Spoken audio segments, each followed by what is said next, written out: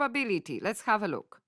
Owen records the number of hours of sleep that he gets each night for several weeks. So every night he sleep and then he write down, well, how many hours did he sleep that particular night, and that's been going on for several weeks.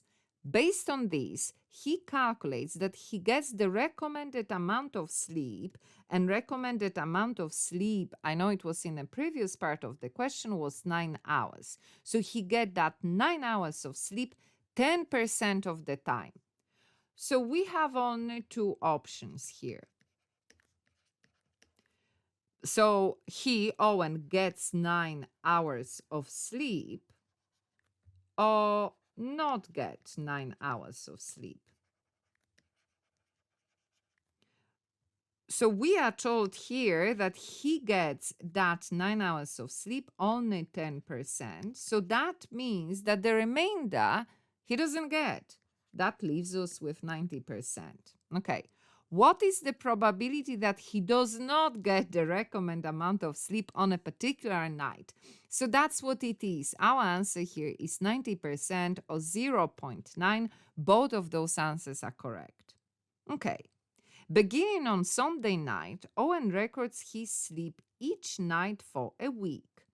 Find the probability that Owen gets the recommended amount of sleep for the first time on Tuesday night, the third night. Assume that the number of hours of sleep Owen gets on a different nights are independent.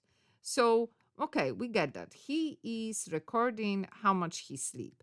So the first night, he doesn't, not 9 hours of sleep.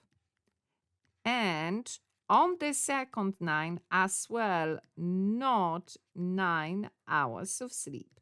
And on a third night, because this is the first time, on the third night, he gets 9 hours of sleep.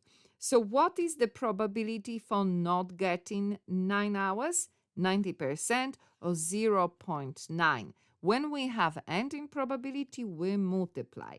Then again, not getting, probability of that is 90% or 0.9.